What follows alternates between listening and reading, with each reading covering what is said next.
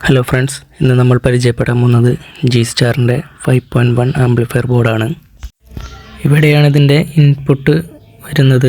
ഇതിൻ്റെ ബാക്കിൽ തന്നെ ഇൻപുട്ടുകളിലെ മാർക്കിംഗ് എല്ലാം നൽകിയിട്ടുണ്ട്. ഇതിനടുത്ത് തന്നെ നമുക്ക് ഗെയിൻ അഡ്ജസ്റ്റ് ചെയ്യാനുള്ള ഓപ്ഷനും നൽകിയിട്ടുണ്ട്. ഇവിടെയാണ് ഇതിൻ്റെ 6 ചാനൽ ഔട്ട്പുട്ട് വരുന്നത്.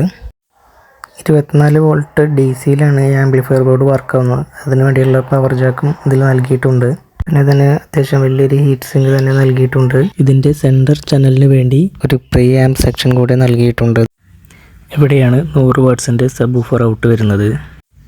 8 ഇഞ്ച് മുതൽ 10 ഇഞ്ച് വരെയുള്ള സബ് വൂഫർ നമുക്ക് ഇവിടെ കണക്ട് ചെയ്യാവുന്നതാണ്.